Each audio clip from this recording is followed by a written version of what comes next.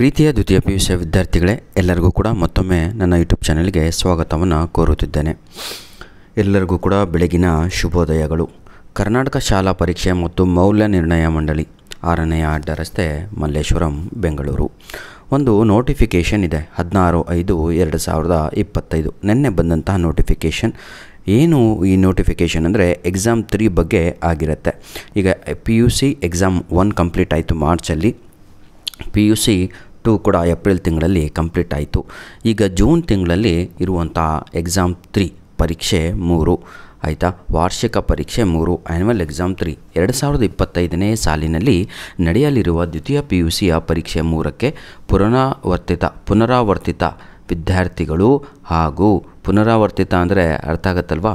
S, ಫಲಿತಾಂಶ ಉತ್ತಮಪಡಿಸಿಕೊಳ್ಳುವ ವಿದ್ಯಾರ್ಥಿಗಳು ಅರ್ಜಿ ಸಲ್ಲಿಸುವ ಬಗ್ಗೆ. ಪುನರಾವರ್ತಿತ ವಿದ್ಯಾರ್ಥಿಗಳು ಅಂತ ಹೇಳಿದರೆ NC ಅಂತ ಯಾರ ಮಾರ್ಕ್ಸ್ ಕಾರ್ಡ್ ಮೇಲೆ ಬಂದಿದೆಯೋ ಅಂತ ಹೇಳಿದರೆ, ನಾಟ್ ಕಂಪ್ಲೀಟೆಡ್ ಅಂತ ಹೇಳಿದರೆ ಫೇಲ್ ಆದಂತಹ ವಿದ್ಯಾರ್ಥಿಗಳಿಗೂ, ಹಾಗೂ ಫಲಿತಾಂಶ ಉತ್ತಮಪಡಿಸಿಕೊಳ್ಳುವ ವಿದ್ಯಾರ್ಥಿಗಳು ಅಂತ ಹೇಳಿದರೆ ಇಂಪ್ರೂವ್ಮೆಂಟ್ ಮಾಡಿಕೊಳ್ಬೇಕು, ಕಡಿಮೆ ಅಂಕ ಬಂದಿದೆ ಅಂಥ ವಿದ್ಯಾರ್ಥಿಗಳಿಗೆ ಇಲ್ಲಿ ಅರ್ಜಿ ಸಲ್ಲಿಸುವ ಬಗ್ಗೆ, ಅಂದರೆ ಅಪ್ಲಿಕೇಶನನ್ನು ಹಾಕುವ ಬಗ್ಗೆ ಸಂಪೂರ್ಣವಾದ ಮಾಹಿತಿಯನ್ನು ನಾನು ಕೊಡಲಿದ್ದೇನೆ, ಕೇಳಿ. 2025ನೇ ಸಾಲಿನಲ್ಲಿ ನಡೆಯಲಿರುವ ದ್ವಿತೀಯ PUC ಪರೀಕ್ಷೆ 3ಕ್ಕೆ ವಿದ್ಯಾರ್ಥಿಗಳು ಅರ್ಜಿ ಸಲ್ಲಿಸಲು ಈ ಕೆಳಕಂಡಂತೆ ದಿನಾಂಕ ನಿಗದಿಪಡಿಸಲಾಗಿದೆ. ಎಲ್ಲ ಕಾಲೇಜಿನ ಪ್ರಾಂಶುಪಾಲರುಗಳು ಅಂತ ಹೇಳಿದರೆ ಎಲ್ಲ ಕಾಲೇಜಿನ ಪ್ರಿನ್ಸಿಪಾಲ್ಗಳು ಈ ಸುತ್ತೋಲೆಯನ್ನು ಕಡ್ಡಾಯವಾಗಿ, ಕಾಲೇಜಿನ ಸುತ್ತೋಲೆ ಅಂದರೆ ನೋಟಿಫಿಕೇಷನನ್ನು ತಮ್ಮ ಕಾಲೇಜಿನ ಬುಲೆಟಿನ್ ಬೋರ್ಡಲ್ಲಿ ಹಾಕಿಕೊಳ್ಳಬೇಕು. ಇದನ್ನು ಡಿಸ್ಪ್ಲೇ ಮಾಡಬೇಕು ಎಲ್ಲ ಕಾಲೇಜುಗಳಲ್ಲಿ. ಮತ್ತು ಪ್ರಾಂಶುಪಾಲರುಗಳು ಈ ಕೆಳಗಿನ ಸೂಚನೆಗಳನ್ನು ಪಾಲಿಸುವುದು. ಪ್ರಾಂಶುಪಾಲರುಗಳಾಗಿರ್ಬೋದು ಅಥವಾ ಎಕ್ಸಾಮ್ ಕಟ್ಟೋರಾಗಿರ್ಬೋದು, you need to follow all those instructions. 2025 ಪರೀಕ್ಷೆ 1, ಪರೀಕ್ಷೆ 2ರಲ್ಲಿ ಉತ್ತೀರ್ಣರಾಗಿದ್ದು, ಆಯಿತಾ, ಅಂದರೆ ಪಾಸ್ ಆಗಿದ್ದು, ಫಲಿತಾಂಶ ಉತ್ತಮಪಡಿಸಿಕೊಳ್ಳುವ ವಿದ್ಯಾರ್ಥಿಗಳು. ಪಾಸ್ ಆಗಿದ್ದೀರಾ, ಆದರೂ ಕೂಡ ಕಡಿಮೆ ಅಂಕ ಬಂದಿದೆ ಅಂದ್ಬಿಟ್ಟು ನನಗೆ ಇಂಪ್ರೂವ್ಮೆಂಟ್ ಮಾಡ್ಕೋಬೇಕು ಅಂತ ಬಯಸಿದಂಥ ವಿದ್ಯಾರ್ಥಿಗಳು ಪರೀಕ್ಷೆ 3ಅನ್ನು ಬರೆಯಲು ಇಚ್ಛಿಸಿದ್ದಲ್ಲಿ ಅಂಥ ವಿದ್ಯಾರ್ಥಿಗಳು ಫಲಿತಾಂಶ ಪಟ್ಟಿಯ ಆಧಾರದ ಮೇಲೆ ನಿಯಮಾನುಸಾರವಾಗಿ ಫಲಿತಾಂಶ ಉತ್ತಮಪಡಿಸಿಕೊಳ್ಳಲು ಅರ್ಜಿಗಳನ್ನು ತಮ್ಮ ಕಾಲೇಜು ಎಲ್ಲೆಲ್ಲಿ ಓದಿದ್ರೋ ಆ ಕಾಲೇಜಿನ ಪ್ರಾಂಶುಪಾಲರುಗಳಿಗೆ ಸಲ್ಲಿಸುವುದು. ನಿಮ್ಮ ಕಾಲೇಜಿಗೆ ಹೋಗ್ಬಿಟ್ಟು ನಿಮ್ಮ ಪ್ರಾಂಶುಪಾಲರಿಗೆ ಮೀಟ್ ಆಗಿಬಿಟ್ಟು, ಸರ್ ಮತ್ತೆ ನಾನು ಎಕ್ಸಾಮ್ 3 ಕಟ್ತೀನಿ, ನನಗೆ ಕಡಿಮೆ ಅಂಕ ಬಂದಿದೆ, ಮತ್ತು ಇಂಪ್ರೂವ್ಮೆಂಟಿಗೆ ನಾನು ಎಕ್ಸಾಮ್ ಬರಿತೀನಿ ಅಂತ ತಾವುಗಳು ಏನು ಮಾಡಬೇಕು ಅಂದರೆ ಅವರಿಗೆ ಅಲ್ಲಿ ಭೇಟಿ ಮಾಡಬೇಕಾಗಿರುತ್ತೆ. Clear all of you. ಯಾವುದೇ ರೀತಿಯಾದಂತಹ ಪರ್ಮಿಷನ್ನು ಬೋರ್ಡ್ ವತಿಯಿಂದ ಆಗಲಿ ಅಲ್ಲಿ ಇಲ್ಲಿ ಹೋಗೋ ಅವಶ್ಯಕತೆ ಇಲ್ಲ. ಡೈರೆಕ್ಟಾಗಿ ತಾವು ತಮ್ಮ ಕಾಲೇಜಿಗೆ ಎಲ್ಲಿ ಓದಿದ್ರು ಅಲ್ಲಿ ಹೋಗಿಬಿಟ್ಟು, ಆಯಿತಾ, ನಾನು ಕಟ್ತೀನಿ ಅಂತ ಹೇಳಿದರೆ ಸಾಕು, ಬರೆದು ಕೊಟ್ಟರೆ ಸಾಕು ಹ್ಯಾಂಡ್ ರಿಟನಲ್ಲಿ, ಅವರು ಅದನ್ನು ಅಪ್ಲೈ ಮಾಡ್ತಾರೆ. ಬನ್ನಿ ಈಗ ಇನ್ನೊಂದು ಕೆಟಗರಿಯ ವಿದ್ಯಾರ್ಥಿಗಳ ಬಗ್ಗೆ ನೋಡೋಣ. ಇದು ಯಾರ್ದಾಯಿತು ಇಷ್ಟ ತನಕ ಮಾತಾಡಿದ್ದು ನಾನು? ಇದು ಇಂಪ್ರೂವ್ಮೆಂಟ್ ಮಾಡಿಕೊಳ್ಳುವಂತಹ ವಿದ್ಯಾರ್ಥಿಗಳು. ಇಂಪ್ರೂವ್ಮೆಂಟ್ ಅಂದರೆ ಕನ್ನಡದಲ್ಲಿ ಏನಂತ ಕರಿತೀವಪ್ಪ ಅದನ್ನು? ಏನಂತೀರ ಸರ್ ಅದಕ್ಕೆ? ಫಲಿತಾಂಶ ಉತ್ತಮಪಡಿಸಿಕೊಳ್ಳುವ ವಿದ್ಯಾರ್ಥಿಗಳು ಅಂತ.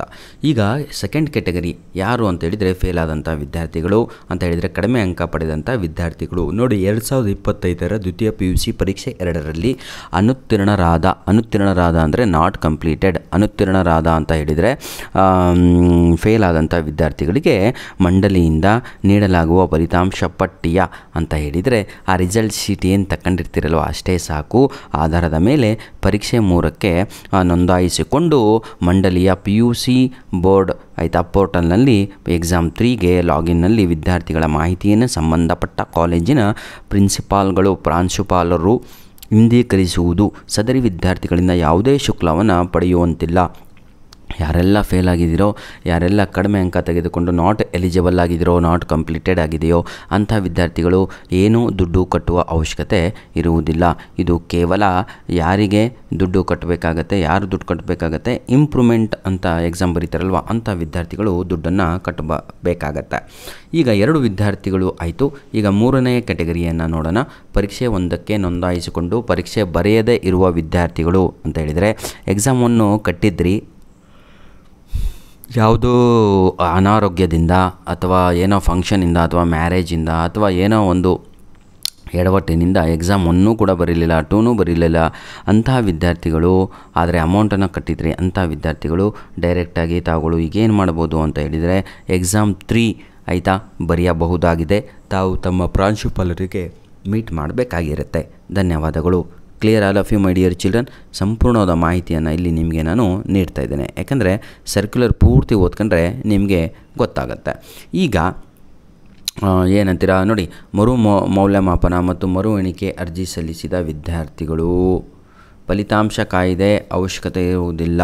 ನೋಡಿ, ನೀವು ಎಕ್ಸಾಮ್ 2 ಬರ್ಕೊಂಡು ಮತ್ತೆ ನಾನು ರಿವ್ಯಾಲ್ಯೂಯೇಷನ್ ಹಾಕ್ತೀನಿ, ಮತ್ತೆ ನಾನು ರೀಟೋಟ್ಲಿಂಗ್ ಹಾಕ್ತೀನಿ, ಮತ್ತೆ ನಾನು ಅದು ಮಾಡ್ತೀನಿ ಇದು ಮಾಡ್ತೀನಿ ಅಂತ ಕೂತ್ಕೊಂಡು ಎಕ್ಸಾಮ್ 3ಗೂ ಕೂಡ ಸಮಯ ಮುಂದೆ ಹೋಗ್ಬಿಡುತ್ತೆ. ಅದು ಕೂಡ ಲಾಸ್ಟ್ ಡೇಟ್ ಕಂಪ್ಲೀಟ್ ಆಗಿಬಿಡುತ್ತೆ.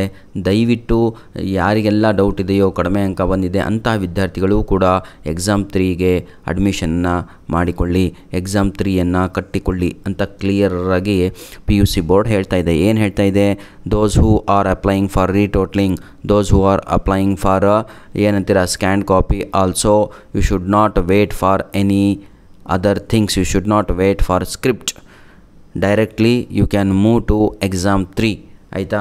ನಿಮಗೆ ಆ ಪ್ರೊಸೆಸ್ಸು ಕಂಪ್ಲೀಟ್ ಮಾಡಿಕೊಡ್ತೇವೆ, ಸ್ವಲ್ಪ ಲೇಟ್ ಆಗ್ಬೋದು, ಆದರೆ ಎಕ್ಸಾಮ್ 3 ಕಟ್ಕೊಳ್ಳಿ ಅಂಥ ವಿದ್ಯಾರ್ಥಿಗಳು ಅಂತ ಇಲ್ಲಿ ಕ್ಲಿಯರಾಗಿ ಮೆನ್ಷನ್ ಮಾಡಲಾಗಿದೆ. ಕ್ಲಿಯರ್? ಇಷ್ಟು ಸಾಕು ಅಂತ ನನಗೆ ಅನಿಸುತ್ತೆ.